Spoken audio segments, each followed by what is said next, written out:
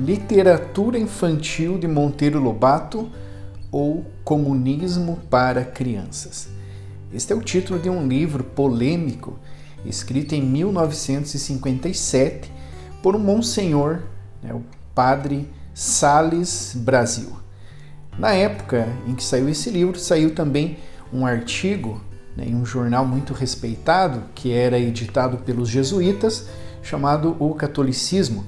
E eu estou com esse artigo aqui sobre o livro para falar para vocês qual era a opinião desse monsenhor.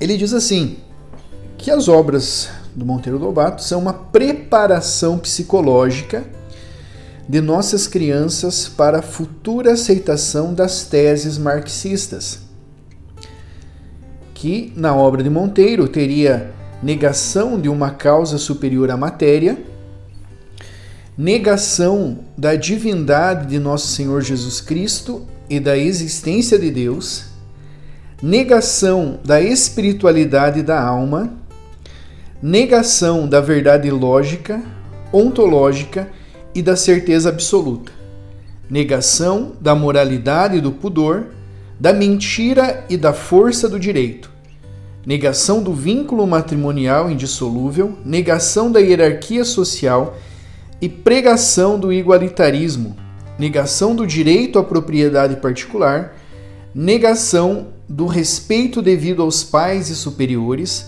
negação da polidez e das boas maneiras. Então, esse livro do Monsenhor Sales Brasil, ele repercutiu, né? Tanto que ele está se referindo a uma obra do Monteiro Lobato chamada A História do Mundo.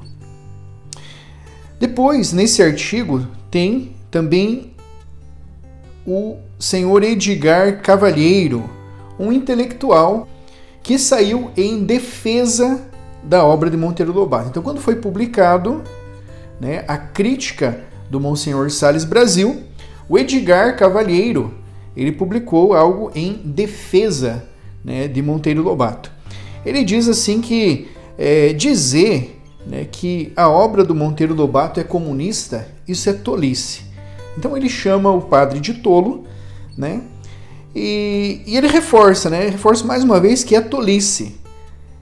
Claro que a obra de Monteiro Lobato não atende ao que exige um catecismo, não está em função da moral católica, mas não se pode dizer que Monteiro Lobato estava em função de Moscou, servindo o espírito comunista, servindo os interesses de um movimento revolucionário.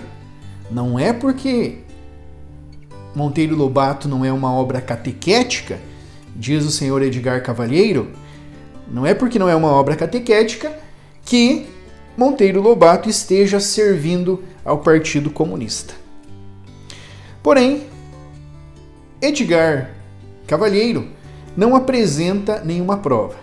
O padre Sales Brasil, o livro dele está cheio de argumentos e provas. Entre as provas, na página 170 desse livro, Literatura Infantil de Monteiro Lobato ou Comunismo para Crianças, o padre Sales Brasil, ele coloca uma foto, uma foto tirada no Departamento de Literatura Mundial do Instituto Gorky. O que é o Instituto Gorky? Ele é um departamento de literatura dentro da Academia de Ciências da União Soviética. Então ele coloca uma foto de uma sessão solene em homenagem ao Monteiro Lobato. Uma foto de um grande retrato e os comunistas prestando uma homenagem ao Monteiro Lobato em comemoração aos seus 75 anos, 75 anos do nascimento de Monteiro Lobato, é feito essa homenagem a ele por esse departamento de literatura da União Soviética. Depois, eu trago aqui para vocês também o senhor Tristão de Ataíde, também nesse artigo do Jornal dos Jesuítas, ele fala que a filosofia de vida de Monteiro Lobato, a filosofia de vida de Monteiro Lobato era uma filosofia não católica, né? Ele era contra o catolicismo. Lobato chegava a dizer que a moral católica não era a moral natural, como se diz, né? Que seria uma moral, né, que ele não concordava com o catolicismo. Mas que esta filosofia de vida dele, né, ele não tentava convencer as pessoas através do Sítio do Pica-Pau Amarelo e de suas outras obras. Não era essa a intenção, né, de Lobato. E por fim, o senhor Alceu de Amoroso Lima. Então são intelectuais daquela época, né, que escreveram, né, coisas sobre o livro. O senhor Alceu Amoroso Lima, ele diz que não se deve condenar Monteiro Lobato indistintamente.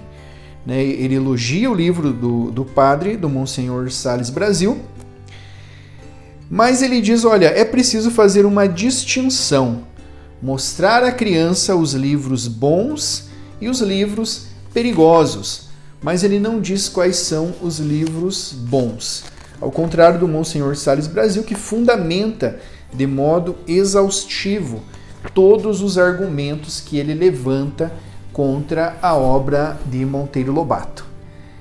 Então, senhoras e senhores, né, não tenho como colocar a opinião minha, né, diante de uma obra aí que já, né, foi analisada por muitos anos, já foi estudada por muito tempo, do Monsenhor Sales Brasil. Porém, né, não quero com esse vídeo apenas condenar a obra de Monteiro Lobato.